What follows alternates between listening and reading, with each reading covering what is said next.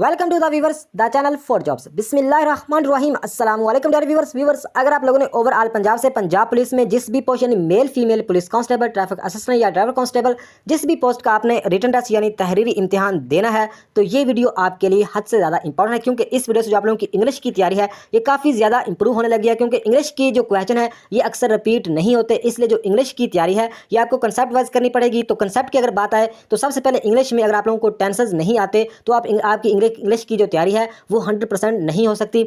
तो एक और भी एक क्वेश्चन पैदा होता है कि टेंसेस वाकई ही लाजमी है। तो देखिए, अगर टेंसेस आपको नहीं आते ना तो आप डायरेक्ट इंडायरेक्ट कर सकते हो एक्टिव में पैसिव प्रपोजिशन आर्टिकल, या मतलब इंग्लिश का कोई भी क्वेश्चन है उसको आप टेंसेस के बगैर अटैम्प्ट नहीं कर सकते। इसलिए जो आप लोगों को टेंसेस लाजमी आने चाहिए। तो इससे पहले अगर आप लोगों को टेंसेस नहीं सीखे तो कोई मसला नहीं, लेकिन इस वीडियो को देखने के बाद भी अगर आप लोगों को टेंसेस ना आए तो बहुत बड़ा मसला है, क्योंकि इतने आसान अल्फाज में किसी ने भी वीडियो नहीं बनाई होगी, ना किसी टीचर ने ना किसी यूट्यूबर ने। बहुत ही आसान अल्फाज में और मुकम्मल टेंसेस इसी एक वीडियो से आप लोगों को सिखाने लगा हूँ। थोड़ी सी वीडियो लंबी जरूर होगी, लेकिन इस वीडियो को देखने के बाद जो आप लोगों का टेंसेस का पोर्शन क्लियर हो जाएगा। अगर टेंसेस का पोर्शन क्लियर हो जाएगा तो समझ लो जो आप लोगों की इंग्लिश की तैयारी है ये 60% हो जाएगी इसी एक वीडियो से। तो वीडियो का बाकायदा आगाज करते हैं। तो देखें, टेंसेस क्या है, एक रूल है। यानी इंग्लिश में हम जो बोलते हैं, जो करते हैं, जो एक्टिविटीज़ करते हैं या जो हम डिस्कशन करते हैं उसको मतलब है कि हम किसी को किस तरह बता सके उसके लिए रूल होते हैं। अगर आप मतलब है कि रूल नहीं सीखेंगे तो आपको मतलब है कि इंग्लिश किसी को समझानी या आपको समझनी मुश्किल हो जाएगी। तो देखें, इसमें हम मतलब देखें कि तीन ज़माने हैं, तीन वक्त हैं, तीन तीन तरह के टाइम, यानी तीन ज़माने, तीन वक्त, टाइम ये एक ही चीज़ है। यानी एक तो जो वक्त है वो है प्रेजेंट, यानी मौजूदा। प्रेजेंट का मतलब तोहफ़ा भी होता है, यानी मौजूदा लम्हे को तोहफ़ा भी कहते हैं। तो इसलिए मतलब मौजूदा वक्त में ही रहकर हमें मतलब है कि फ़ोकस मौजूदा लम्हे पर ही होना चाहिए, क्योंकि मौजूदा लम्हे पर फोकस होगा तो हम अच्छा वो काम 100% मुकम्मल कर सकते हैं। तो देखिए, प्रेजेंट मौजूदा, यानी मौजूदा जो वक्त होता है, मौजूदा लम्हे में जो हम काम करते हैं, जो बोलते हैं, जो एक्टिविटी करते हैं, जो हम तबसरा करते हैं, उसमें जो हम ये सारी एक्टिविटीज़ जो करते हैं उसको हमने समझना है। तो हमारे टेंसेस कंप्लीट हो गए। बहुत ही आसान है। इसमें ये आप भूल जाओ कि 12 टेंसेस हैं, 7 टेंसेस हैं, ये इतने टेंसेस हैं, ये भूल जाओ, क्योंकि टेंसेस इस तरह अगर आप अलग अलग इसकी कैटेगरी बनाओगे तो आप टेंसेस सीख ही नहीं सकते। तो देखें, हम तीन हमारे पास ज़माने, एक है प्रेजेंट मौजूदा, दूसरा है पास्ट यानी जो वक्त गुजर गया है, इससे पहले जो मैंने किया था, कोई गलती हुई, कोई लॉस हुआ या जो भी हुआ, जो हम वो कोई काम मतलब कोई भी आपके साथ वाक़या हुआ जो गुजरे हुए वक्त में वो आप किसी के साथ शेयर करते हो, किसी को बताते हो, उसके लिए आपको इंग्लिश में अगर बताना चाहते हो तो आपको उसके रूल आने चाहिए, या उसको ट्रांसलेट करके बताते हो आपको रूल आने चाहिए पास्ट। तो नेक्स्ट मतलब है कि थर्ड नंबर पे फ्यूचर, जो वक्त में आने वाला है। यानी मैं मतलब है कि अभी वीडियो रिकॉर्ड कर रहा हूँ, इसके बाद जो मैं करूँगा, यानी जो आप अपने कारोबार, अपने मनसूबा बनाते हो, अपने आप ये सोच रहे हो कि आप जॉब हासिल करने के बाद आप क्या करोगे, या मतलब जो भी एक्टिविटी आपने अभी करनी है सिर्फ सोच रहे हो, वो हम फ्यूचर में करेंगे। तो अच्छा, इसमें एक इसकी जो उर्दू में पहचान एक अभी बताता हूँ, बाकी आस्ता आस्ता आगे चलेंगे, डीप में मतलब है कि आस्ता आस्ता जाएंगे ताकि आपको साथ साथ समझ भी लगती है। क्योंकि मेरा मकसद आपको ये वीडियो सुनाना नहीं है, मेरा मकसद आपको ये टेंसेस करवानी है, वो भी कंसेप्ट के साथ। तो आस्ता आस्ता जाएंगे ताकि आपको हर एक चीज़ समझ में आती रहे। तो इसमें प्रेजेंट, पास्ट और फ्यूचर, इसमें हम रहकर सिर्फ चार काम करते हैं। वही चार काम हम प्रेजेंट में करते हैं, वही चार काम हम पास्ट में करते हैं, और वही चार काम फ्यूचर में करते हैं। काम सेम ही है, लेकिन ये जो ज़माने हैं ये वक्त अलग अलग होता है। तो आगे देखें, अगर बात करें जो प्रेजेंट है, प्रेजेंट में भी हम चार तरह के ही काम करते हैं। कौन कौन से करते हैं? एक तो प्रेजेंट में हम इंडेफिनेट करते हैं। इंडेफिनेट का मतलब होता है गैर मुकर्रर, यानी जिसका काम हमें पता नहीं होता। यानी मैं चाय पीता हूँ, मैं स्कूल जाता हूँ, इसमें देखें मैं खाना खाता हूँ, इस बात का नहीं पता चल रहा कि मैं खाना कितना खाता हूँ या मैं कब से खाना खा रहा हूँ, इस बात का नहीं पता चल रहा ना, तो ये गैर मुकर्रर। और प्रेजेंट इंडेफिनेट की अगर इंडेफिनेट की बात करें तो इसमें अपनी आदत को, रूटीन को, या जो यूनिवर्सल फैक्ट्स होते हैं, जो हकीकी सच होते हैं, जैसा कि सूरज मशरक़ से निकलता है, बारिश मतलब है कि बादलों से, आसमान से होती है, या जो पानी है वो 100 मतलब है कि ग्रेड सेल्सियस पे उबलता है, यानी 100 ग्रेड सेल्सियस पे उबलता है। तो ये मतलब है कि जो भी रूटीन आदत को हम बताते हैं इंडेफिनेट में। तो प्रेजेंट में दूसरा जो हम काम करते हैं वो क्या करते हैं? कंटिन्यूस, यानी वो काम जारी होता है। मतलब है कि मैं चाहे पी रहा हूँ, मैं खाना खा रहा हूँ, मैं वर्जिश कर रहा हूँ, मैं स्कूल जा रहा हूँ, यानी वो काम जारी होता है। दूसरा काम हम ये करते हैं। और प्रेजेंट में हम जो तीसरा काम करते हैं परफेक्ट, यानी वो काम मुकम्मल हो चुका होता है। मैं खाना खा चुका हूँ, मैं मतलब है कि घर जा चुका हूँ, मतलब कि वो काम जो मुकम्मल हो चुका होता है। नेक्स्ट अगर बात करें प्रेजेंट में, हम चौथा काम करते हैं परफेक्ट कंटिन्यूस, यानी मतलब ऐसा काम जो आधा तो मुकम्मल हो गया है, बाकी आधा करना है। इसकी एग्जांपल ये है कि मैं 10 मिनट से वीडियो रिकॉर्ड कर रहा हूँ, यानी इसमें जो 10 मिनट वाला तो काम मैंने मुकम्मल कर लिया, आगे मैं काम कर रहा हूँ। यानी मैं 10 मिनट से वीडियो रिकॉर्ड कर रहा हूँ, मैं आधे घंटे से खाना खा रहा हूँ, मैं 10 मिनट से चाहे पी रहा हूँ, मतलब है कि एंड पर, प्रेजेंट के एंड पर है या हूँ आएगा। तो इसी मतलब है कि प्रेजेंट में हम 4 काम करते हैं, यही 4 काम हम पास्ट में भी करते हैं, indefinite, continuous, perfect, perfect continuous. और यही काम फ्यूचर में भी हम यही 4 काम करते हैं, future indefinite, future continuous, future perfect और फ्यूचर परफेक्ट कंटिन्यूस, यही 4 काम करते हैं। तो आगे जाके मतलब है कि आप लोगों को इसकी उर्दू में, इंग्लिश में एग्जाम्पल हर तरह के लिहाज से हम समझेंगे। इससे पहले आप लोगों को इन बातों का थोड़ा सा पता होना चाहिए कि इसमें हेल्पिंग वर्ब क्या होता है, फॉर्म ऑफ वर्ब क्या होती है, सब्जेक्ट, ऑब्जेक्ट या फर्स्ट, सेकंड, थर्ड पर्सन क्या होते हैं, ये आपको थोड़ा सा बता दूं। आगे फिर जाके इसका प्रैक्टिकली हम देखते हैं कि इसमें क्या क्या चीज़ें, हर एक चीज़ के बारे में आप लोगों को डिटेल से बताऊंगा, इस बात की आप लोगों को टेंशन नहीं लेनी। तो सबसे पहले हम देखते हैं हेल्पिंग वर्ब। तो helping verb do, does, is, am, are, has, have, had, was, were, will, shall, ये क्या है, ये हेल्पिंग वर्ब है। तो आगे जाके इसका जो इस्तेमाल है वो आप लोगों को प्रैक्टिकली हो जाएगा। इस बात के आप लोग आपने सिर्फ ज़हन में रखनी है कि हेल्पिंग वर्ब क्या चीज़ क्या है। तो हेल्पिंग वर्ब है do, does, is, am, are, has, have, had, was, were, will, shall, ये क्या है, ये हेल्पिंग वर्ब। इनको क्या क्या कहा जाता है, हेल्पिंग वर्ब कहा जाता है। तो नेक्स्ट दूसरी चीज़ आपने याद रखनी है, फॉर्म ऑफ वर्ब। तो फॉर्म ऑफ वर्ब कितनी होती हैं, 3 होती हैं। एक होती है फर्स्ट फॉर्म होती है, एक सेकंड और एक थर्ड होती है। तो इसकी एग्जांपल भी लिखी हुई है कि फर्स्ट फॉर्म एग्जांपल बार्क, ये फर्स्ट फॉर्म है, तो बार्क्ड सेकंड फॉर्म है और इसकी थर्ड फॉर्म भी बार्क्ड ही बनती है। इसी तरह एक और एग्जांपल है फॉर्म ऑफ वर्ब की, जैसा कि गो फर्स्ट फॉर्म है, वेंट सेकंड फॉर्म है और गॉन थर्ड फॉर्म है, गो, वेंट, गॉन। यानी इसमें 3 मतलब फॉर्म यूज़ होती हैं। तो आप लोगों को पता चल गया कि फॉर्म के आपको पता चल गया कि फॉर्म ऑफ वर्ब क्या होती हैं, फर्स्ट, सेकंड, थर्ड। अच्छा, नंबर 3 पे आप लोगों को इस बात का भी पता होना चाहिए कि सब्जेक्ट। सब्जेक्ट क्या होता है, सब्जेक्ट वो होता है जो काम करने वाला, यानी इसमें सब्जेक्ट में ही, शी, वी, यू, आई, मी, दे, असलम, नज़ीर, सायरा, अक्सा, शाइजा, मतलब है कि जो भी हम नाम या जो भी मतलब है कि जो काम करने वाला होता है उसको हम सब्जेक्ट कहते हैं। ही, शी, वी, यू, आई, मी, दे, ये क्या है, मतलब है कि ये जो सब्जेक्ट्स की एग्जाम्पल है, इसमें नाम भी आते हैं।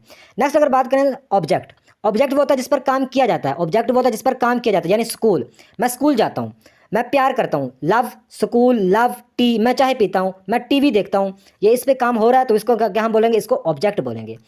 तो इसके अलावा एक चीज़ आपने और याद रखनी है कि फर्स्ट पर्सन, फर्स्ट पर्सन में आई, मी, ये फर्स्ट पर्सन होता है, सेकंड पर्सन में यू, यू आर, योर्स, ये सेकंड पर्सन होता है, और थर्ड पर्सन में ही, शी, इट, दे, ये इसमें थर्ड पर्सन होता है। तो उम्मीद है कि आप लोगों को फर्स्ट, सेकंड, थर्ड पर्सन की समझ आ गई होगी।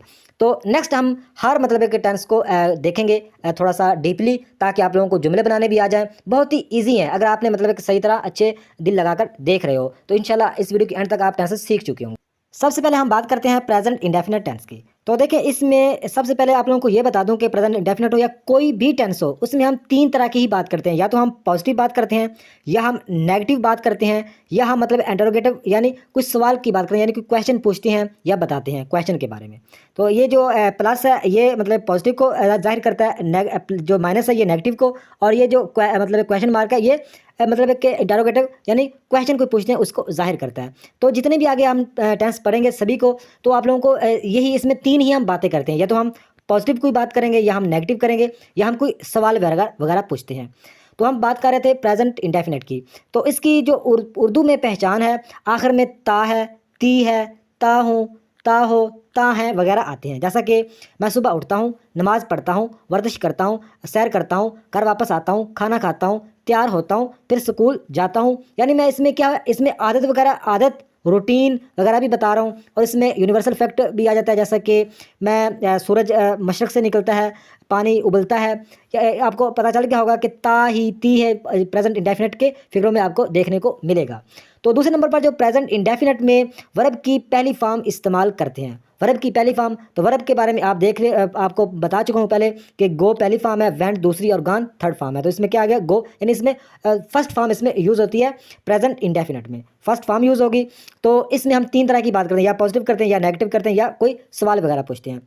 तो इस तरह का ही अगर इस स्ट्रक्चर को आपने समझ लिया, तो इस तरह का सेम ही स्ट्रक्चर हर सेंटेंस के साथ होगा, लेकिन उसमें हेल्पिंग वर्ब और फर्स्ट फॉर्म ऑफ वर्ब ये सिर्फ चेंज होती जाएंगी। बाकी स्ट्रक्चर इस तरह का ही होगा, पॉजिटिव का, नेगेटिव का और सवालिया का। तो प्रेजेंट इंडेफिनेट के हम पॉजिटिव अगर फिक्रे की बात करें, तो इसका जो स्ट्रक्चर देखते हैं कि सबसे पहले हम सब्जेक्ट, सबसे पहले आएगा सब्जेक्ट, एस जो जाहिर कर रहा है सब्जेक्ट को। आगे आएगा V1 का मतलब है वर्ब की फर्स्ट फॉर्म। तो फर्स्ट फॉर्म के बारे में आप लोगों को पहले बता चुका हूँ कि वर्ब की फर्स्ट फॉर्म यूज़ होगी प्रेजेंट इंडेफिनेट के पॉजिटिव फिक्रे में। आगे लिखा हुआ है एस या ई एस। तो एस और ई एस कब यूज़ होता है? एस एस जब थर्ड पर्सन सिंगुलर हो, यानी थर्ड पर्सन अकेला हो, सिंगुलर हो, तब हम एस या ई एस का यूज़ करते हैं। Third person he she it they, ये थर्ड पर्सन है। जब हम थर्ड पर्सन सिंगुलर हो तो हम एस या ई एस का यूज़ करते हैं। आगे आ जाएगा ओ का मतलब है ऑब्जेक्ट, आगे आ जाएगा ऑब्जेक्ट। तो ऑब्जेक्ट के बारे में आप लोगों को बता चुका हूँ। यानी प्रेजेंट इंडेफिनिट का जो पॉजिटिव फिक्रा है इसमें हेल्पिंग वर्ब यूज़ नहीं होती, लेकिन प्रेजेंट इंडेफिनिट के जो नेगेटिव फिक्रे हैं या सवालिया फिक्रे हैं इनमें डू और डज जो हेल्पिंग वर्ब है ये यूज़ होती है। ये आप लोगों ने याद रखना है। तो अभी हम मतलब प्रेजेंट इंडेफिनिट का जो पॉजिटिव फिक्रा बनाते हैं आप लोगों को दोबारा बताता हूँ। आगे जाके प्लेस की एग्जांपल देखते हैं कि सबसे पहले सब्जेक्ट आएगा, उसके वर्ब की आगे आएगा वर्ब की फर्स्ट फॉर्म, आगे एस या ई एस। जब थर्ड पर्सन की बात करेंगे थर्ड पर्सन सिंगुलर होगा, फिर एस या ई एस का यूज़ करेंगे, आगे ऑब्जेक्ट आ जाएगा। तो प्रेजेंट इंडेफिनिट का हम जो पॉजिटिव फिक्रा देखते हैं आगे, तो इसमें ये पॉजिटिव फिक्रा है प्रेजेंट इंडेफिनिट का पॉजिटिव फिक्रा। आई स्पीक इंग्लिश, मैं इंग्लिश बोलता हूँ।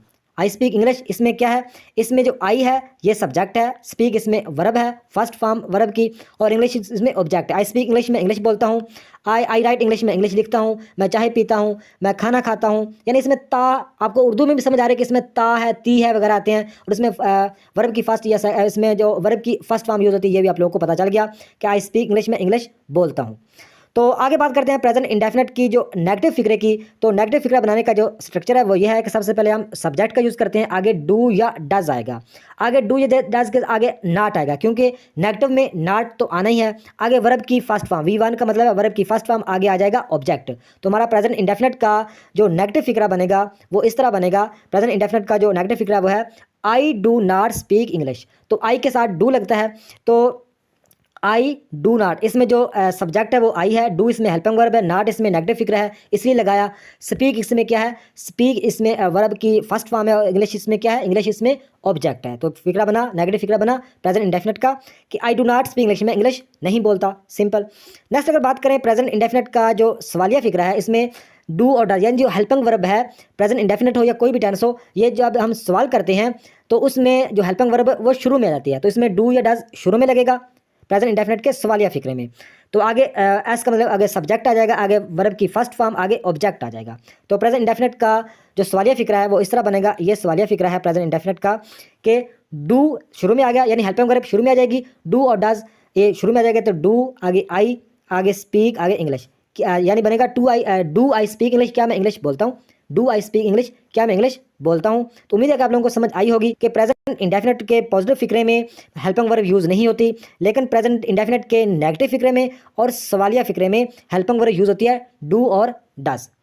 तो उम्मीद है कि आप लोगों को प्रेजेंट इंडेफिनिट की समझ आई होगी। तो नेक्स्ट बात करते हैं प्रेजेंट इंडेफिनिट। तो प्रेजेंट इंडेफिनिट की पहचान ये है कि उर्दू में पहचान ये है कि उर्दू के फिक्रे में आखिर में ये छोटी ये, अलिफ, बड़ी ये वगैरह आती हैं। जैसा कि मैं सुबह उठा, अलिफ आया एंड पे, मैंने नाश्ता किया, फिर अलिफ आया, नाश्ता किया, मैं नमाज़ पढ़ने गया, एंड पे अलिफ आया। तो आप देख रहे हैं कि ये मैं प्रेजेंट पास्ट इंडेफिनिट की बात कर रहा हूँ, जो इससे पहले मतलब कि मैंने किया है, या इससे पहले आज से 6 महीने पहले मैंने जो काम किया था मतलब किया, वो पास्ट इंडेफिनिट में। उम्मीद है कि आप लोगों को पास्ट इंडेफिनिट की समझाइए कि इसमें एंड के फिक्र में उर्दू में छोटी ये, अलिफ, बड़ी ये वगैरह आती है। तो इसमें दूसरा ये होता है कि पास्ट इंडेफिनिट में वर्ब की सेकंड फॉर्म हम यूज़ करते हैं। वर्ब की 3 फॉर्म है ना, इसमें वर्ब की सेकंड फॉर्म यूज़ करते हैं। जैसा कि गो पहली फॉर्म है, वेंट दूसरी, और गान तीसरी। तो इसमें वेंट यानी इसमें दूसरी फॉर्म यूज़ होगी, तो पास्ट इंडेफिनिट में दूसरी फॉर्म यूज़ होगी, और इसमें कोई हेल्पिंग वर्ब यानी वाज वर्ब का इस्तेमाल हम नहीं करते। पास्ट इंडेफिनिट में कोई हेल्पिंग वर्ब का हम यूज़ नहीं करते। तो पास्ट इंडेफिनिट का जो पॉजिटिव अगर फिक्रे की बात करें तो इसमें सबसे पहले सब्जेक्ट है, एस का मतलब सब्जेक्ट, V2 का मतलब वर्ब की सेकंड फॉर्म, और आगे ओ का मतलब ऑब्जेक्ट। तो इसमें सिंपल है, मतलब एक पास्ट इंडेफिनिट का हम फिक्रा बना सकते हैं। तो पास्ट इंडेफिनिट का जो हम पॉजिटिव फिक्रा की एग्जांपल देखते हैं आगे है। पास्ट इंडेफिनिट की जो पॉजिटिव फिक्रे की एग्जांपल है वो है वी स्टडीड ग्रामर, मैंने ग्रामर का मुताला किया। हमने ग्रामर का मुताला, सॉरी वही है, वी स्टडी ग्रामर, हमने ग्रामर का मुताला किया, हमने ग्रामर का मुताला किया। ये पास्ट इंडेफिनिट का सिंपल फिक्रा मतलब बन गया। तो पास्ट इंडेफिनिट की अगर नेगेटिव फिक्रे की बात करें तो इसका स्ट्रक्चर ये है कि सबसे पहले सब्जेक्ट आएगा एज सब्जेक्ट, आगे डिड नॉट, पास्ट इंडेफिनिट के जो नेगेटिव फिगर है उसमें आगे क्या आएगा, डिड नॉट लगेगा, आगे वर्ब की फर्स्ट फॉर्म लगेगी डिड नॉट, क्योंकि इसमें डिड सेकंड फॉर्म है तो इसलिए हम आगे वर्ब की फर्स्ट फॉर्म लगाएंगे। ये आपने याद रखना है कि एक सेंटेंस में एक मतलब सेकंड फॉर्म एक दफ़ा ही यूज़ हो सकती है, 2 दफ़ा यूज़ नहीं हो सकती। ये आप लोगों ने याद रखना है कि पास्ट इंडेफिनिट के जब नेगेटिव फिगर की बात करेंगे तो सबसे पहले सब्जेक्ट आएगा, उसके बाद डिड नॉट, यानी डिड इसमें सेकंड फॉर्म है तो आगे हम वर्ब की फर्स्ट फॉर्म यूज़ करेंगे और आगे ऑब्जेक्ट आ जाएगा। तो पास्ट इंडेफिनिट के जो नेगेटिव फिगर की हम आगे इसकी एग्जांपल देखते हैं। तो पास्ट इंडेफिनिट के जो नेगेटिव फिगर की एग्जांपल है वो है we did not study grammar. तो इसमें क्या हुआ कि वी मतलब है कि इसमें सब्जेक्ट है तो इसमें डिड सेकंड फॉर्म लगी डिड नॉट, तो नॉट इसमें नेगेटिव फिगर है तो नॉट तो लगना ही है। वी डिड नॉट आगे स्टडी फर्स्ट फॉर्म आगे ग्रामर ऑब्जेक्ट आ गया, तो इसका क्या बना, we did not study grammar. क्या मतलब है कि हमने ग्रामर का मुताला नहीं किया, सिंपल हमने ग्रामर का मुताला नहीं किया। तो एंड पे उर्दू में आपको पता चल रहा है कि एंड में किया, अलिफ आया, एंड पे अलिफ आया। तो उम्मीद है कि आप लोगों को पास्ट इंडेफिनिट के नेगेटिव फिगर की समझ आई होगी। नेक्स्ट हम बात करते हैं पास्ट इंडेफिनिट के सवालिया फिक्रे की, यानी इंटरोगेटिव फिक्रे की, सेंटेंस की। तो देखें, तो इसमें आप लोगों को पहले ही बता चुका हूँ कि पास्ट इंडेफिनिट का जब कोई भी टेंस का जब हम सवालिया फिक्रे की बात करते हैं तो हेल्पिंग वर्ब मतलब हेल्पिंग वर्ब या उसमें जो भी चीज़ यूज़ होती है वो पहले आ जाती है। तो इसमें जो डिड है ये पहले आ जाएगा, डिड इसमें मतलब पहले आ जाएगा, आगे आएगा सब्जेक्ट, आगे वर्ब की फर्स्ट फॉर्म और आगे ऑब्जेक्ट आ जाएगा। तो पास्ट इंडेफिनिट के जो सवालिया फिक्रे की हम आगे एग्जाम्पल देखते हैं। पास्ट इंडेफिनिट के जो सवालिया फिक्रे की एग्जाम्पल है वो है did we study grammar. Did इसमें मतलब शुरू में आ गया, आगे वी, आगे स्टडी फर्स्ट फॉर्म, आगे ग्रामर ऑब्जेक्ट आ गया। क्या हमने ग्रामर का मुताला किया, क्या हमने ग्रामर का मुताला किया, तो एंड पे आपको अलिफ मिल रहा है, यानी आपको पता चल गया पास्ट इंडेफिनिट की उर्दू में भी पहचान समझ आ रही है और इंग्लिश में भी। तो इंग्लिश में आप लोगों को पता चल गया कि इंग्लिश में इसमें सेकंड फॉर्म यूज़ होती है और नेगेटिव फिक्रे में मतलब है कि डिड नॉट यूज़ होता है, ये आप लोग को पता चल गया। और पास्ट इंडेफिनिट के जो सवालिया फिक्रे में डिड शुरू में आ जाएगा और आगे फर्स्ट फॉर्म यूज़ होगी, यानी एक सेंटेंस में सेकंड फॉर्म एक दफ़ा ही यूज़ होती है। उम्मीद है कि आप लोगों को पास्ट इंडेफिनिट की भी समझ आई हो। तो नेक्स्ट बात करते हैं फ्यूचर इंडेफिनिट। तो फ्यूचर इंडेफिनिट की पहचान यह है कि उर्दू फिक्रे के आखिर में गा, गी, गे वगैरह आते हैं, गा, गी, गे वगैरह आएंगे प्रेजेंट फ्यूचर इंडेफिनिट के फिक्रों में। तो इसमें इसका मतलब असूल यह है कि वर्ब की पहली फॉर्म इस्तेमाल, इसमें हम वर्ब की पहली फॉर्म को इस्तेमाल करते हैं और इसमें क्या होगा, इसमें हेल्पिंग वर्ब भी यूज़ होता है। विल या शेल को हम हेल्पिंग वर्ब के तौर पर इस्तेमाल करते हैं। तो सबसे पहले जो विल है ना, ये सबसे ज़्यादा यूज़ किया जाता है, शिल आजकल बहुत ही कम यूज़ होता है, लेकिन आपको पता होना चाहिए। तो फ्यूचर इंडेफिनिट की अगर पॉजिटिव फिक्रों की बात करें तो इसका स्ट्रक्चर ये है कि सबसे पहले आएगा सब्जेक्ट, एस का मतलब सब्जेक्ट, आगे विल या शेल लगेगा, आगे क्या होगा V1 का मतलब है कि जो फॉर्म ऑफ वर्ब की फर्स्ट फॉर्म लगेगी, आगे ओ का मतलब ऑब्जेक्ट। तो इसका पूरा फ्यूचर इंडेफिनिट का जो पॉजिटिव फिक्र हम आगे जाके देखते हैं। इसकी एग्जांपल यह है कि दे विल प्ले फुटबॉल, वो फुटबॉल खेलेंगे, दे विल प्ले फुटबॉल, वो फुटबॉल खेलेंगे, आपको पता चल गया वो फुटबॉल खेलेंगे। उसमें क्या आया कि सबसे पहले दे सब्जेक्ट, तो विल इसमें हेल्पिंग वर्ब, प्ले इसमें फर्स्ट फॉर्म, इसमें प्ले मतलब वर्ब की फर्स्ट फॉर्म और फुटबॉल इसमें ऑब्जेक्ट। क्या वो फुटबॉल खेलेंगे। तो जो फ्यूचर इंडेफिनिट का अगर नेगेटिव फिक्रे की बात करें तो इसका स्ट्रक्चर ये है कि सब्जेक्ट, इसके बाद विल शेल लगेगा, आगे नॉट, विल शेल के आगे नॉट लगेगा, क्योंकि हम मतलब कि इसमें माइनस फिक्रे की बात कर रहे हैं, नेगेटिव फिक्रे की। तो आगे V1 इसका मतलब है कि फॉर्म ऑफ वर्ब पहली फॉर्म लगेगी, वर्ब की पहली फॉर्म और आगे ऑब्जेक्ट लगेगा। इसका फिक्रा पूरा बनेगा। फ्यूचर इंडेफिनिट का पूरा फिक्रा फ्यूचर इंडेफिनिट का जो नेगेटिव फिक्रा बनेगा वो इस तरह बनेगा कि they will not play football, वो फुटबॉल नहीं खेलेंगे। तो इसमें दे क्या आएगा, दे इसमें है सब्जेक्ट, विल इसमें हेल्पिंग वर्ब, नॉट इसमें क्योंकि हम नेगेटिव फिक्रा बना रहे हैं तो इसमें नॉट तो लगेगा, आगे वर्ब की फर्स्ट फॉर्म, आगे फुटबॉल ऑब्जेक्ट आ गया। दे विल प्ले फुटबॉल, वो फुटबॉल नहीं खेलेंगे, फ्यूचर इंडेफिनिट का ये नेगेटिव फिक्रा है। तो आगे देखते हैं फ्यूचर इंडेफिनिट का जो सवालिया फिक्रा है, इसमें क्या है, वेल शेल शुरू में आ जाएगा, आगे सब्जेक्ट आएगा, आगे वर्ब की फर्स्ट फॉर्म और आगे ऑब्जेक्ट आ जाएगा, तुम्हारा फिक्रा बन जाएगा। तो फ्यूचर इंडेफिनिट का जो सवालिया फिक्रा है वो आगे जाके देखते हैं। तो फ्यूचर इंडेफिनिट का जो सवालिया फिक्रा है वो ये है कि विल दे प्ले फुटबॉल, तो विल जो हेल्पिंग वर्ब वो शुरू में आ जाएगी, आगे में सब्जेक्ट, प्ले इसमें वर्ब और फुटबॉल इसमें ऑब्जेक्ट। क्या वो फुटबॉल खेलेंगे, इसका बनेगा विल दे प्ले फुटबॉल, क्या वो फुटबॉल खेलेंगे। उम्मीद है कि आप लोगों को फ्यूचर इंडेफिनिट की समझ आई होगी। तो नेक्स्ट हम बात करते हैं प्रेजेंट कंटिन्यूस की।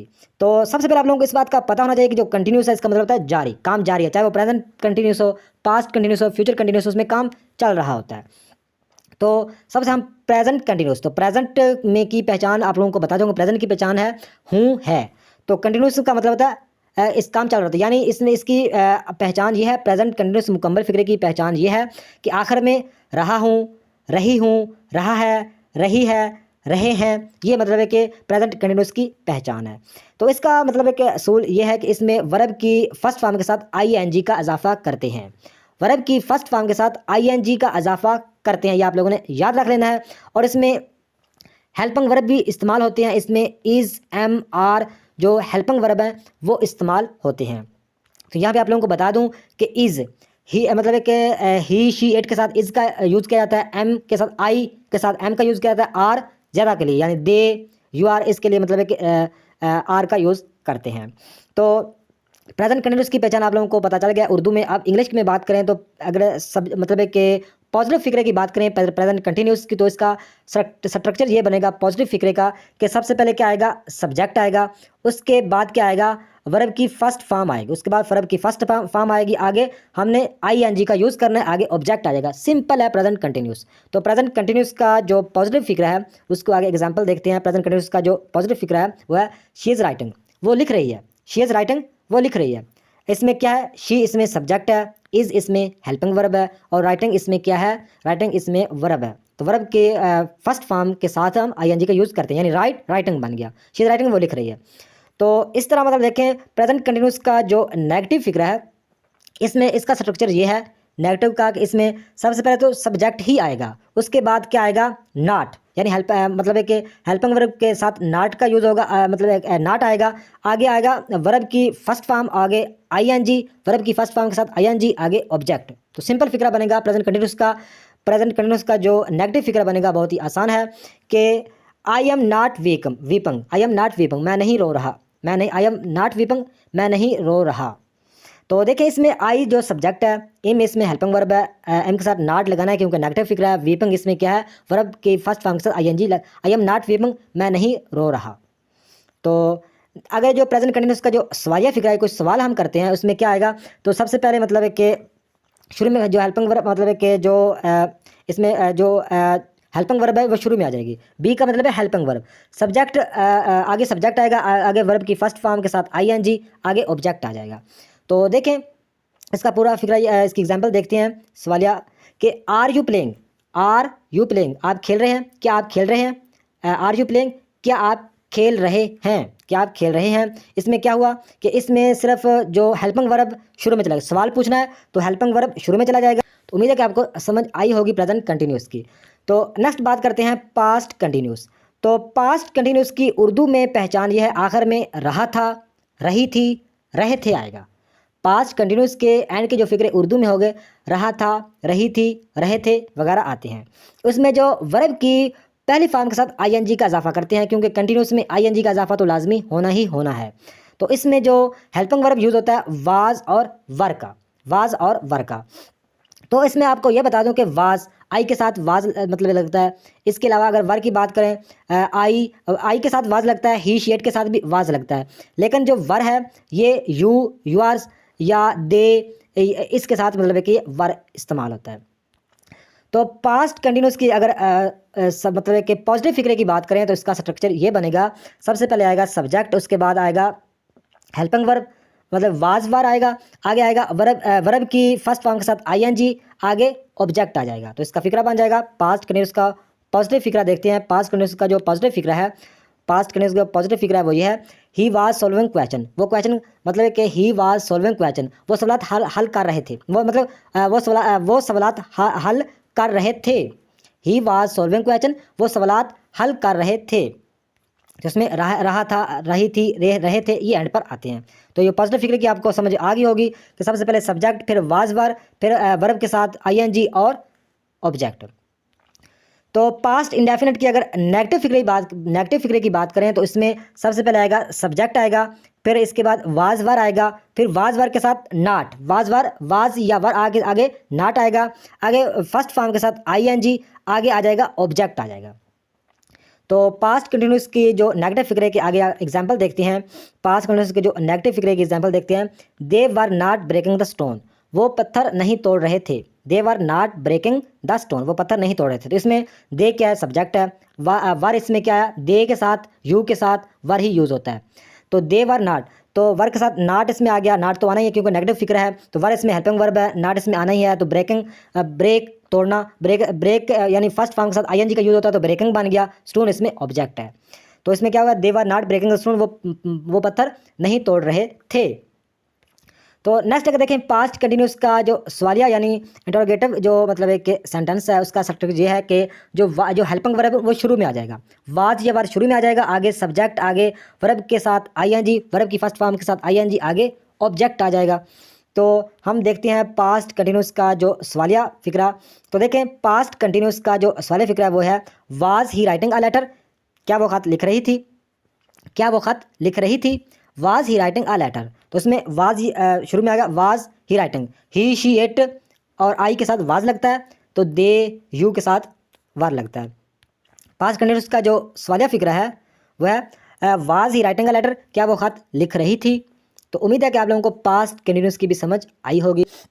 तो नेक्स्ट बात करते हैं फ्यूचर कंटिन्यूस। तो फ्यूचर कंटिन्यूस की जो उर्दू में पहचान है वो यह है कि उर्दू के आखिर में रहा होगा, रही होगी, रहे होंगे वगैरह आता है फ्यूचर कंटिन्यूस में। तो फ्यूचर कंटिन्यूस का जो मतलब एक असूल है, इसमें वर्ब की पहली फॉर्म के साथ आईएनजी का लगता है क्योंकि कंटिन्यूस में आईएनजी का तो इजाफा होना ही होना है, ये बात तो कन्फर्म है। तो कंटिन्यूस के साथ आईएनजी होगा, फ्यूचर का आप लोगों को पता है कि गागी एंड पे आएगा।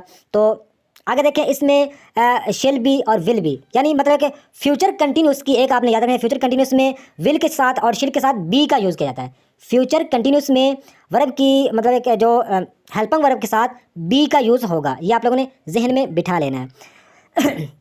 तो फ्यूचर कंटिन्यूस का जो हम पॉजिटिव फिक्रा बनाते हैं, तो फ्यूचर कंटिन्यूस का जो पॉजिटिव फिक्रा इसमें सबसे पहले आएगा सब्जेक्ट आएगा, उसके बाद विल या शिल, इसमें ज़्यादा विल ही यूज़ होता है, आई के साथ भी विल होता है, तो आपने मतलब कि कोशिश करनी विल ही यूज़ करना है। तो आगे क्या आएगा, आगे आएगा वर्ब की फर्स्ट फॉर्म के साथ मतलब आईएनजी, आगे ऑब्जेक्ट आ जाएगा। तो हम फ्यूचर कंटिन्यूस का पॉजिटिव फिक्रा बना के देखते हैं। फ्यूचर कंटिन्यूस का जो पॉजिटिव फिक्रा वो है, आई शैल बी मेकिंग सेंटेंस, मैं जुमले बना रहा हूँगा, आई शैल बी मेकिंग सेंटेंस, मैं जुमले बना रहा हूँगा, मैं जुमले बना रहा हूँगा। तो देखें जो फ्यूचर कंटिन्यूस का नेगेटिव फिक्रे का जो स्ट्रक्चर है वो है, सबसे पहले सब्जेक्ट आएगा, उसके बाद विल या शिल आएगा, उसके साथ विल या शिल के साथ नाट आएगा क्योंकि नेगेटिव फिक्रे में नाट तो आना ही है, आगे वर्ब की फर्स्ट फॉर्म के साथ आईएनजी, आगे ऑब्जेक्ट आ जाएगा। तो इसका पूरा फिक्रा बनाते हैं। फ्यूचर कंटिन्यूस का जो नेगेटिव फिक्रा है वो देखते हैं। फ्यूचर कंटिन्यूस का जो नेगेटिव फिक्रा वो है, we shall not be going to market, we shall not be going, वो मतलब एक मार्केट नहीं जा रहे होंगे, वो मार्केट या वो बाजार नहीं जा रहे होंगे, मतलब नहीं इसमें वही हम मतलब कि हम मार्केट नहीं जा रहे होंगे। तो इसमें आप लोगों को पता चल गया कि वो इसमें सब्जेक्ट है, शिल इसमें हेल्पिंग वर्ब, इसके साथ नाट लगना ही लगना है क्योंकि नेगेटिव फिक्र है। तो आगे इसमें साथ नाट के साथ, यानी इसमें एक चीज़ और भी समझने वाली है, इसमें यह है कि जब हम फ्यूचर कंटिन्यूस का स्ट्रक्चर देखें तो इसमें सबसे पहले सब्जेक्ट आएगा, उसके बाद विल या शिल के साथ, विल या शिल और बी के दरमियान में नाट आएगा, ये आपने याद रखना, इसमें गलती नहीं करनी। आगे वर्ब की फर्स्ट फॉर्म के साथ आईएनजी और आगे ऑब्जेक्ट आ जाएगा। तो देखें वही सब्जेक्ट आ गया, इसमें शेल हेल्पिंग वर्ब, तो शेल और बी के दरमियान में नाट लगना है। नेगेटिव फिक्र में शेल और बी के दरमियान में नाट लगेगा। शेल नाट बी गोइंग, इसमें फर्स्ट फॉर्म के साथ आईएनजी का यूज़ हो गया, आगे टू मार्केट, हम मतलब है कि मार्केट नहीं जा रहे होंगे। तो ये आप लोगों ने याद रखना है कि शेल बी के बीच में नाट लगेगा नेगेटिव फिक्रे में। तो नेक्स्ट बात करते हैं फ्यूचर कंटिन्यूस के सवालिया फिक्रे की। अगर बात करें तो फ्यूचर कंटिन्यूस को जो सवालिया फिक्रे में सबसे पहले तो विल शिल शुरू में आ जाएगा, हेल्पिंग वर्ब शुरू में आ जाएगी, आगे सब्जेक्ट आएगा, आगे बी आएगी, बी का यूज़ होगा क्योंकि फ्यूचर कंटिन्यूस में शिल के साथ विल के साथ बी का यूज़ होता ही है। आगे वर्ब की फर्स्ट फॉर्म के साथ आईएनजी, तो आगे ऑब्जेक्ट आ जाएगा। तो इसकी एग्जाम्पल देखते हैं फ्यूचर कंटिन्यूस की एग्जाम्पल जो सवालिया फिक्रे की। तो देखें फ्यूचर कंटिन्यूस के जो सवालिया फिक्रे की एग्जाम्पल है वो है, will you be doing shopping, will you be doing shopping, क्या वो शॉपिंग कर रहे होंगे, will you be doing shopping. तो इसमें क्या आया, विल शुरू में आ गया, विल शुरू में आ गया, आगे यू आ गया, मतलब है कि आगे बी, इसमें मतलब है कि बी आगे डूइंग, मतलब फर्स्ट फॉर्म के साथ आईएनजी, आगे शॉपिंग आ गया, will you be doing shopping, क्या वो शॉपिंग कर रहे होंगे। इसमें जो सब्जेक्ट मतलब सब्जेक्ट से पहले मतलब विल आएगा। सवालिया फिक्रे में आप लोगों को पहले ही पता चल रहा होगा कि सवालिया फिक्रे में जो हेल्पिंग वर्ब है वो शुरू में आती है, आगे सब्जेक्ट, आगे बी का यूज़ होना है, आगे डूइंग, आगे शॉपिंग। तो इसका स्ट्रक्चर है फ्यूचर कंटिन्यूस के सवालिया फिक्रे का। आप लोगों को विल शिल, सब्जेक्ट बी, फर्स्ट फॉर्म के साथ आईएनजी, आगे ऑब्जेक्ट। तो उम्मीद है कि आप लोगों को फ्यूचर कंटिन्यूस की भी समझ आई होगी। तो नेक्स्ट बात करते हैं प्रेजेंट परफेक्ट।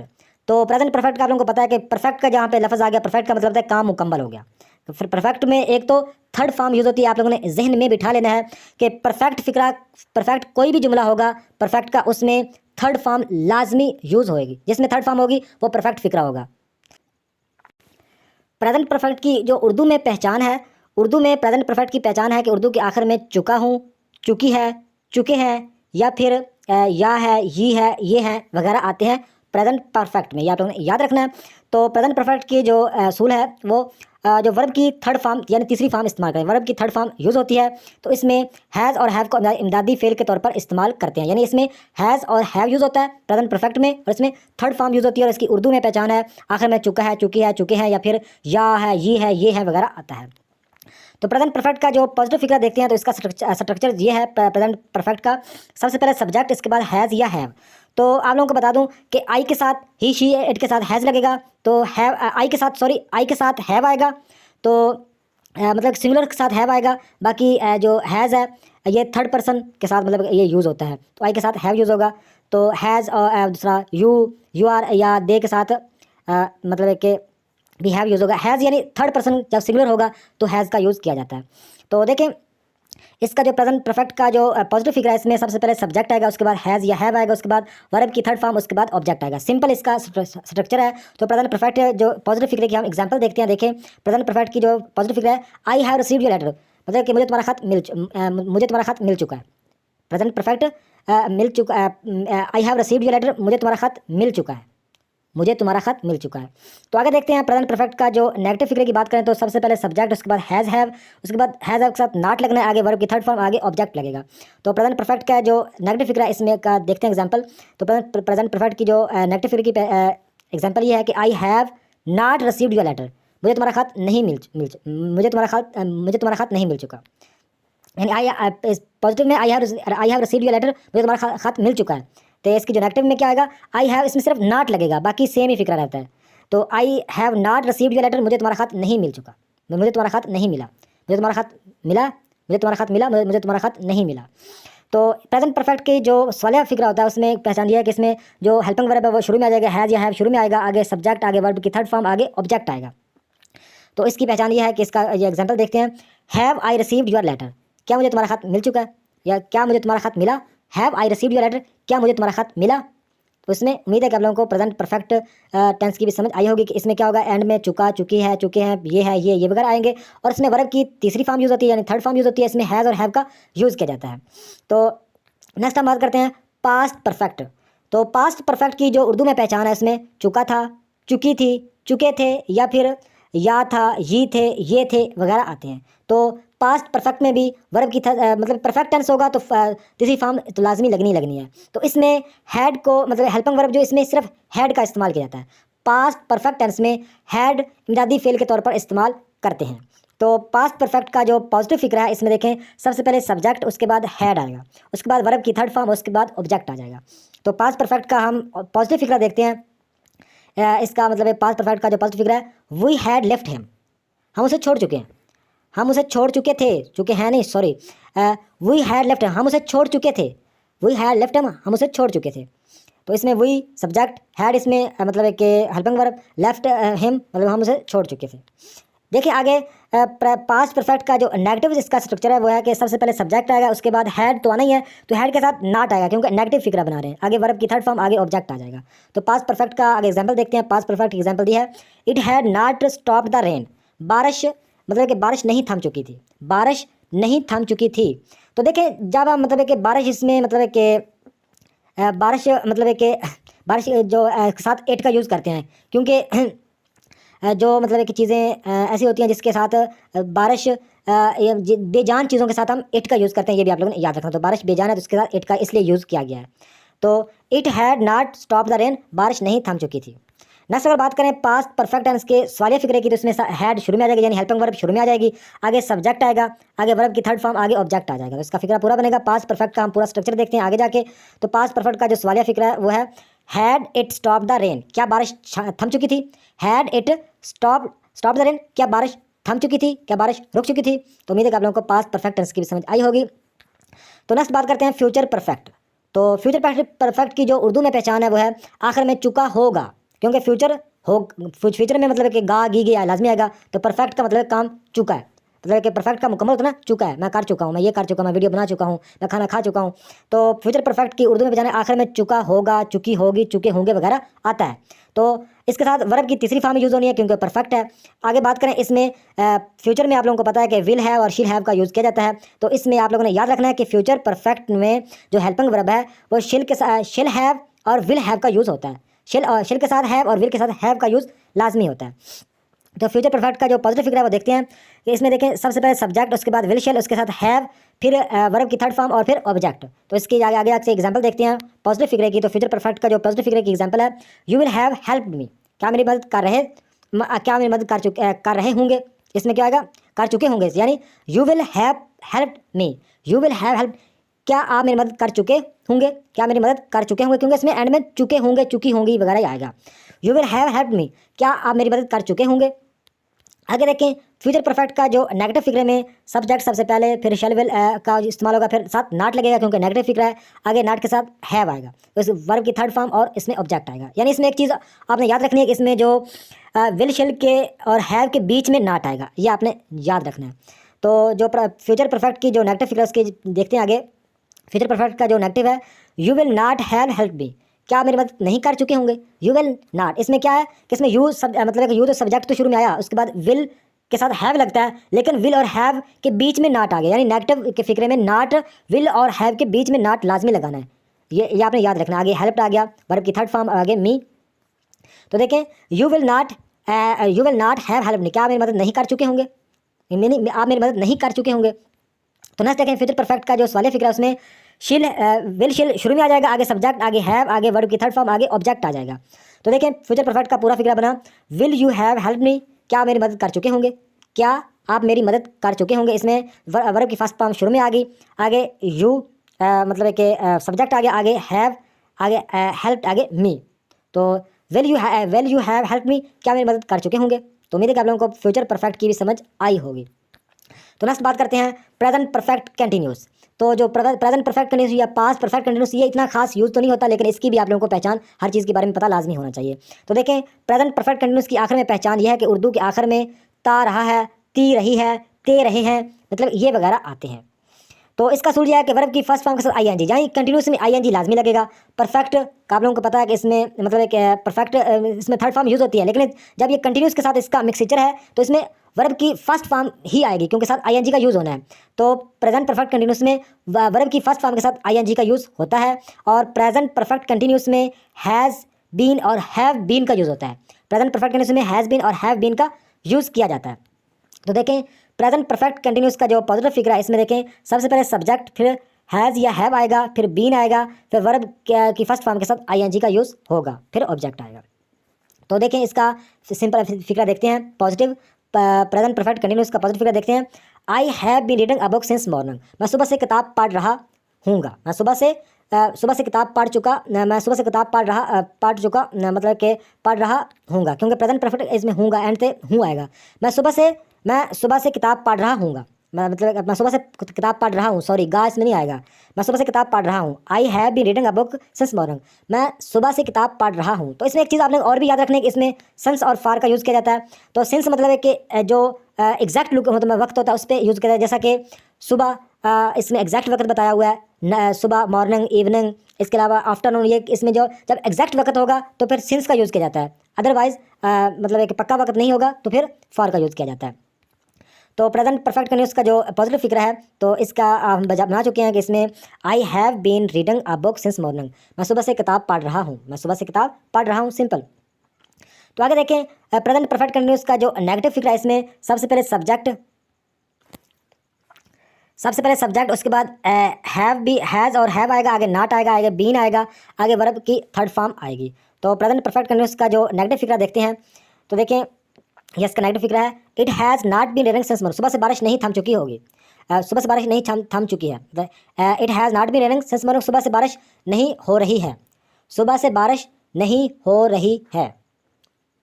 तो नेक्स्ट देखते हैं इसका सवालिया फिक्रा प्रेजेंट परफेक्ट कंटिन्यूस का। हैज़ और हैव शुरू में आ जाएगा, यानी हेल्पिंग वर्ब शुरू में आ जाएगी, आगे सब्जेक्ट, आगे बीन, आगे वर्ब की थर्ड फॉर्म। तो ये बनेगा प्रेजेंट परफेक्ट कंटिन्यूस का जो सवालिया फिक्रा है। हैज़ शी बीन सिंगिंग, क्या वो गा रही होगी, मतलब क्या वो गा रही होगी, नहीं क्या वो गा रही है, क्या वो नहीं, सॉरी, इसमें आएगा क्या वो गाती रही होगी, क्या वो गाती रही है, क्या वो गाती रही, सॉरी इसमें ये आएगा हैज़ शी बीन सिंगिंग, क्या वो गाती रही है। तो उम्मीद है कि आप लोगों को प्रेजेंट परफेक्ट कंटिन्यूस की भी समझ आई होगी। नेक्स्ट हम बात करते हैं पास्ट परफेक्ट कंटिन्यूस। तो पास्ट परफेक्ट कंटिन्यूस की पहचान के आखिर में ता रहा था, ती रही थी, ते रहे थे, ये वगैरह आते हैं। तो वर्ब की फर्स्ट फॉर्म के साथ आईएनजी का यूज़ होता है और इसमें हैड बीन को जो इमदादी फेल के तौर पर इस्तेमाल किया जाता है, यानी इसमें जो हेल्पिंग वर्ब है वो हैड बीन होता है। वर्ब की फर्स्ट फॉर्म के साथ आईएनजी, क्योंकि कंटिन्यूस में आईएनजी लाजमी लगेगा, वर्ब की फर्स्ट फॉर्म के साथ आईएनजी और हैड बीन का यूज़ होता है।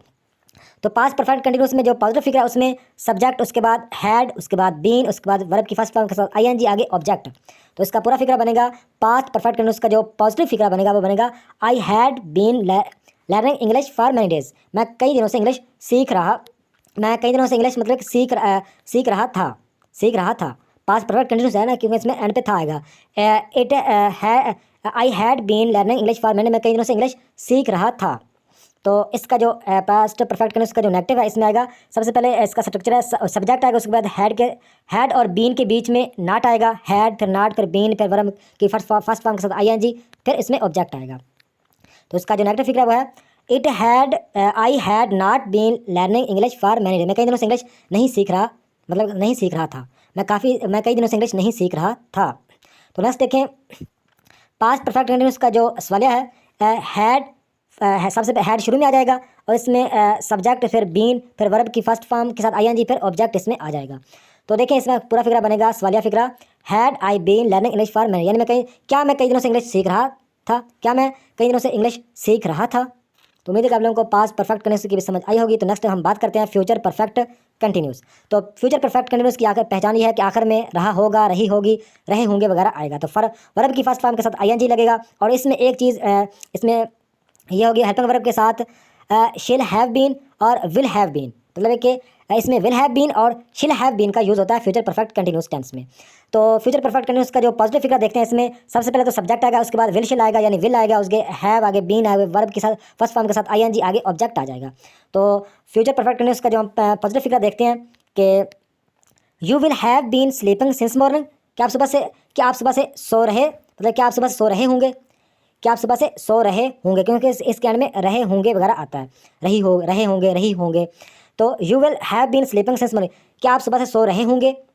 तो इसका अगर नेगेटिव देखें तो नेगेटिव में इसके स्ट्रक्चर ये है कि सब्जेक्ट, उसके बाद विल शेल, उसके बाद नॉट, फिर हैव, फिर बीन, वर्ब की फर्स्ट फॉर्म और फिर इसमें ऑब्जेक्ट आएगा। तो सिंपल इसमें फिक्रा ये बनेगा, नेगेटिव फिक्रा ये बनेगा you will have not been sleeping since morning, क्या आप सुबह से नहीं सो रहे होंगे, क्या आप सुबह से नहीं सो रहे होंगे, क्या आप सुबह से नहीं सो रहे होंगे। तो ये इसका नेगेटिव फिक्र है। और इसका फ्यूचर परफेक्ट कंटिन्यूस का जो सवालिया फिक्र है वो है इसमें शिल विल शुरू में आ जाएगा और सब्जेक्ट आगे हैव, फिर बीन, फिर वर्ब की फर्स्ट फॉर्म के साथ आईएनजी, फिर ऑब्जेक्ट इसमें आ जाएगा। तो इसका पूरा फिक्रा बनेगा सवालिया फिक्रा फ्यूचर परफेक्ट कंटिन्यूस का कि will you have been sleeping since morning, will you have been sleeping since morning, क्या आप सुबह से सो रहे होंगे, क्या आप सुबह से सो रहे होंगे। तो उम्मीद है कि आप लोगों को टेंसेस की समझ आई होगी। आई होप कि अच्छी तरह 100% मैं नहीं समझा सका, इसके लिए मैं माजरत करता हूँ। तो ये थी आज की वीडियो, नेक्स्ट वीडियो तक